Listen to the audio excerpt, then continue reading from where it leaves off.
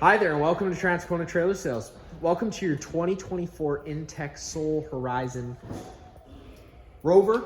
We are just going to start off at the back of the unit. If you notice up top, you are pre-wired and pre-mounted for an observation camera. If you'd like to get set up with that, you can contact the parts department and they can put together a quote for you. Other than that, that is going to be it for the back. We're going to come to the driver's side of the unit.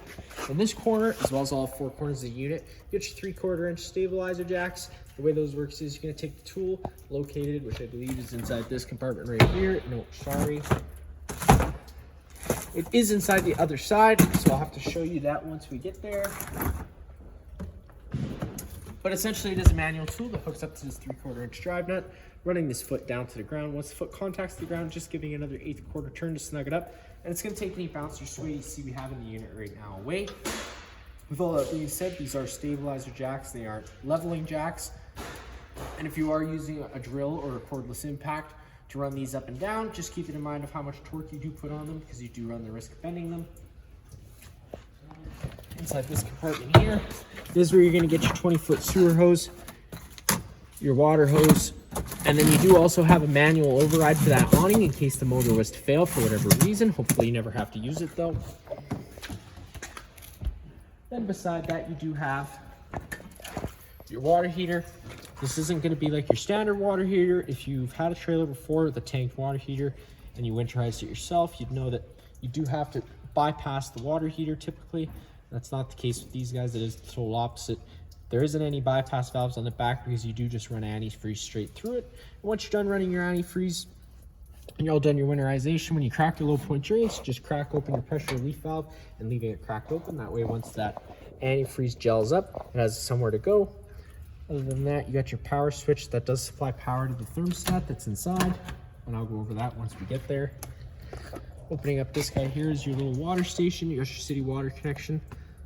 So if you're out of sight with service, you can throw a garden hose in there, turn it on. It pressurizes all those lines without the needing to run your water pump.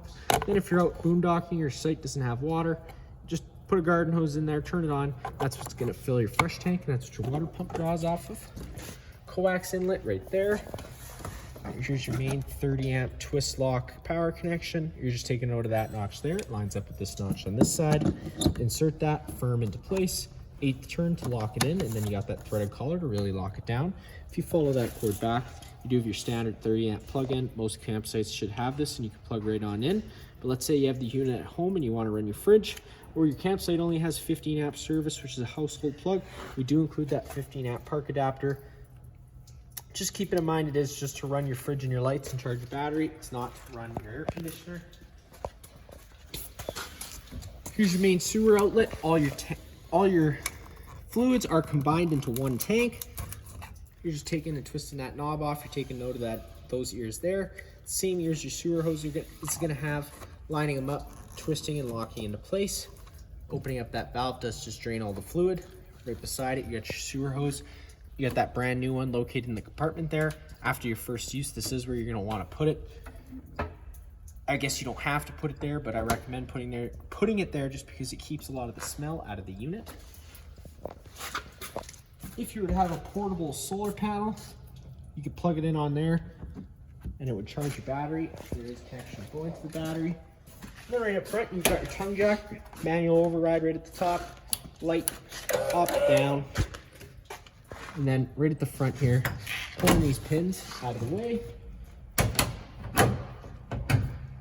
Setting them off to the side. That'll allow you to take this off. Just keep it in mind it's black, so it scratches very easily. So be careful where you set it down. That is where you get access to your 2 propane tanks. Right at the front, you got your regulator with your selector valve. So with it pointed this way, you're gonna be drawing off that tank. If you were to point it to the other way, you'd be drawing off this tank. And like any standard barbecue, counterclockwise all the way, opens up the flow of propane.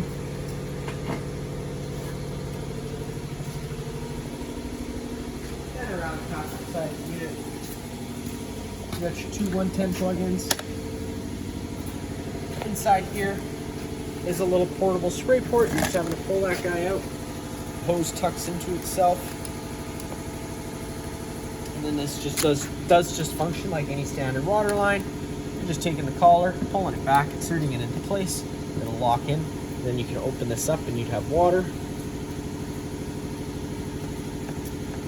Then to get it back in, you're just disconnecting it, taking this, pushing it inside itself. Then it'll allow you to slide that all the way in there and lock it up. And last but not least, for the outside, we're getting into that storage compartment, flipping that guy up. You got your little red tab on this side. Pull that down. That is just a travel latch, so you can't go sliding against the compartment whenever you're moving. You got your 12-volt Dometic little mini fridge on the outside. It's pretty cool. Works off 12-volt power. It does also have a battery power built into it. It does also have a battery pack built into it, so if you wanted to take it to the beach when you go, you could do so. I'm not sure about the battery life. That is something you might have to test out yourself. But really neat feature, Intech included. Then you got your propane griddle, little drink holder right at the top here. You got some storage space inside here. This is where you got your quick connect for your propane line. Right underneath, you got the other corresponding end, dust cap. Always making sure you put the dust cap back on whenever you're done using it. And like any standard airline, much like the water line, pulling the collar back, pushing it into place. That's going to lock it into place. Just making sure that does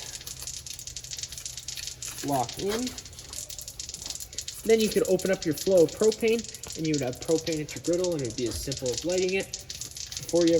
When you do go to light it, if you haven't had the propane system on, it could take a few minutes to purge all the air out of the line, and that goes to the stove once we get inside as well.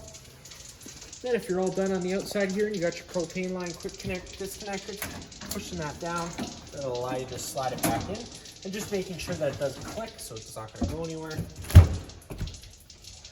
Now to get inside, you're just grabbing your stairs, pull them out towards you. Those will fold down, it'll allow you to open up your door. First thing you're going to notice off on your left is going to be that fire extinguisher. Pretty simple, pull the pin and shoot. You got pretty much all of your light switches right here. Some of these switches are doubled, so you'd have bedroom light access from the back. And I think same thing with the main light access, so they piggyback off each other. So if the switch is off over there, turning, yeah, you know what I mean. It's like a house. Pushing and holding that out button will allow that awning to start making its way out. You know the awning's fully extended when you see these arms lock into place. Unfortunately today, I doubt we're going to have enough room to get it all the way out. Yeah, so that is all we're going to be able to go out today, but I will be able to show you. Now you got your feet on the other side. So first things first, if you pull back on the arm like that, that'll allow that to slide out of place. Now you can take it and twist it and move it on. Hold on here. Oh, popped right out, so I guess we could do that.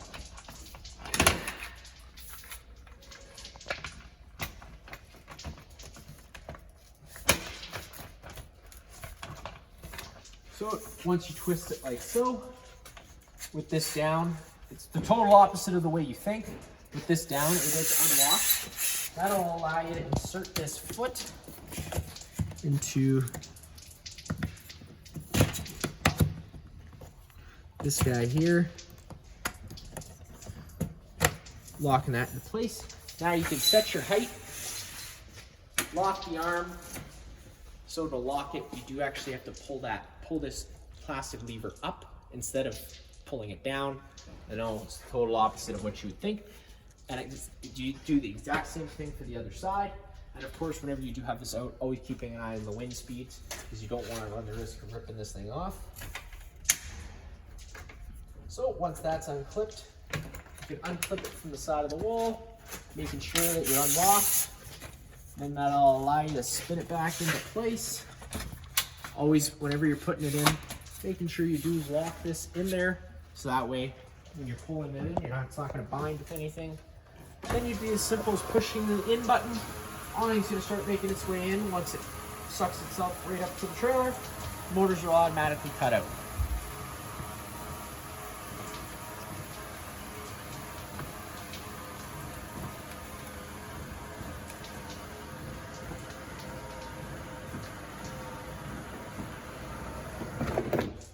And there you go, it is as simple as that. Now taking the step on inside, You got lots of accent lighting throughout, which most of it is operated where the light switches are, I told you. And then you got some reading lights that just work on their own buttons, and they have a few different modes you can go through. Push it too many times, it's just going to keep going. Underneath this cushion here, if you pull the top cushions out of the way, pull this out of the way, there's going to be a trap door. That is where your battery is located. Inside there, you're going to see the box. You're going to notice this foot standing here. So what this foot is you could take this foot out of the hole, stick this one in there. That's going to lower this tabletop down to a bed style level. And at that point, there is another cushion located inside this double compartment here to go on the top of this so that you can have a little lounge area. Again, cool little feature, Intech included. All the blinds in the unit are going to work the same way. You're just going to kind of sit where you leave them, and one quick pull will allow them to retract back up. So coming over here, you do have some USB plugins, 12-volt plug-in, and some regular household outlets. You got your main fuse breaker panel. Whenever a breaker trips, it's going to sit in the middle, so you do just have to turn it off and then back on again to reset it. Whenever you have a fuse blow, there should be a little red indicator light letting you know which one's blown. Battery disconnect switch on the wall. With it in the on position, the batteries are connected to the unit. If you were to turn it to the off position, the batteries would become disconnected from the unit. And with it in the off position, it also disconnects the 12 volt to this unit. So you do have to have the battery disconnect switch in the on position, even if you have shore power connected for the 12 volt things, which is the lights, to work. Microwave right up top, just like home, not much I need to show you there. Then you got your standard radio. Again, just like home, minus the fact of having zone A and zone B. Zone A will be your interior speakers. Zone B will be your exterior speakers. And then you got a little suburban thermostat. Turning that on up and down at any point in time changes your set temperature. It's locked to 50 right off the bat. That's just to help to stop kids from scolding their hands. If you push up on the up button 5 seconds, it'll unlock it and you can go to 55. You can change between Celsius and Fahrenheit with the press of a button. Now you got your little monitor panel system. So you got your battery, your fresh. It's going to say you have a gray, but you don't actually have a gray. It's just hooked up to the black. You push the button. It's going to tell you the corresponding level. You got your water pump switch. And then you do have tank heaters included on this unit. So those are just pads stuck onto the bottom of the tanks. It's for extended camping season. But again, just keep in mind, if you're going over minus anything over 0, you're running the risk of things freezing, so just keep that in mind when you are using them. You got your mini little fridge down below. The temperature control is just right here. Obviously 7 being the coldest temperature, and anywhere before that being a warmer temperature. It does have a little freezer in it. Whenever you close it, making sure it latched. Whenever your furnace is blowing out hot air, it is just going to blow out all its air right from here. So just be mindful of that. If you wanted to get a little fan to blow the air around, you could do so. Now into the kitchen area. Again, accent lighting throughout. You're going to find a few different switches around that'll do some different accent lights. Flipping this open. So whenever you first get to your campsite, I always recommend trying to fire your stove first. Reason being is for the same reason of the griddle I told you earlier. If you've had the propane system off, it allows air into the lines. So when you turn the propane system on, why I recommend running the stove is because the stove is going to be the easiest way to purge all the air out of the lines. If you didn't do that and you tried to fire your water heater or your furnace, it could show a fault code because it's only going to try lighting itself a few times before it does throw that code. So that's why you could just come over to this here, hit the light, fire it up, let it run for about 3 seconds, 4 seconds. Typically that's all it needs just to run all the propane out of the lines, and you can turn it off. Whenever you are running this, I always recommend leaving this window open just so you can try and evacuate some of those fumes. This is glass, so just being careful with it whenever you're putting it up or down. You got storage all around. Just keep in mind of your drains and your water lines. And then behind the cameraman, right by his feet, you got your LP detector. If this guy ever starts going off, don't panic. You're just getting to worrisome levels inside. Turn off the main supply of propane at the front of the unit. Open up some windows and vents to ventilate things out a little bit. It's also very sensitive to cleaning chemicals, so if you're cleaning around of it and it starts going off, use your best judgment. If you don't have anything propane running, typically that's what that's going to be. You got your bathroom, opening up that. It's a 2-in-1 sort of deal. You got your toilet flusher on the right, shower. You got your vent right above your head, opening up that guy. Counterclockwise opens it up all the way. Whenever you're traveling, you always have to make sure that this lid is down because it could cause damage to the lid. And if it were to start raining, it's going to get wet in here. Unless, of course, you went with a max air cover. It's a great little addition to your camper. If you'd like to get set up with that, you can contact a parts department. But essentially, it's a cover that goes right over that lid, and it would allow you to leave this lid open if you're traveling, or if it were to start raining. Other than that, standard kind of bathroom area.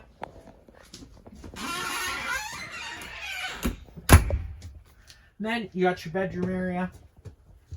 Like I said, you can access the bedroom lights from that back corner there. And then you got some other plugins there as well. On the wall here, right below your TV, you got your max air vent above your head in the main living space here. It's going to work the same kind of way, except the controls are right here. It's automatic. Push the power button on, it'll automatically open up that lid and turn it on to its last setting on. You got a few different settings. You got 4 settings. The 4th setting being obviously the most fast speed. You can manually adjust the vent lid by pressing the buttons, or you can just turn it off and it's going to close the vent lid and turn off the fan. Thermostat right beside it. Pushing the button once, it illuminates itself. Pushing it again, you get into fan. So now that's just moving air around with the air conditioner, no heating or cooling involved on a low fan. Pushing it again, you get into high fan, again, just moving air around, no heating or cooling involved. Now you get into cool high. So when you're in cool high, the air conditioning takes into effect and then the fan's gonna run full time on a high speed. Same thing but on a low fan. And now we get to auto, and that's typically the setting I recommend using. So auto meaning it's going to become an on-demand system. You can push the up or down buttons at any point in time to set your room temperature you desire. And once the air conditioner senses the room's to temperature, it cuts itself out. Same thing but on high fan. One more time we'll bring you over to heat, so that's going to kill the air conditioner, fire up the furnace. The furnace only has 1 fan speed. It's going to run consistently. And one more time we'll take you over back to off. And then last but not least, second last but not least, this cover here, you're going to notice you got this round insert. That is going to insert on the front, and I'm going to just take you out there quick because I did forget to mention it when we were out there. That insert slides into this rail here, goes all the way down, and then you got the snaps all the way around. That is a travel cover. I always recommend putting it on whenever you're traveling. Big glass front window. It's just so easy for a rock to pick up and smash it, and I'm sure they are expensive. So always using that travel cover whenever you're traveling, even if it's a short distance. Now, last but not least, picking up the foot of the bed, you do have some storage space over there. Just, of course, being mindful of the drains and the water lines. That's just your exterior little water area sticking out there. And then over here, that is where you're going to find a little ice tray that they include for that freezer. You got some different stuff for your sink and your microwave. Now you got your water pump on the wall here. So for winterization, you'd have to open up this valve so that you can stick this into your jug of antifreeze and start cycling it through the lines. But when you do that, you do also have to close this valve here to stop it from backflowing back into the tank. Now, when it comes to running water through it, you have to have this valve open so the water can get to the pump, having this valve closed. These 2 valves here are low point drains. This is a fresh tank drain, this is a low point drain, and this is a low point drain. And that is going to be it for this unit here. If you have any other questions, feel free to give us a call.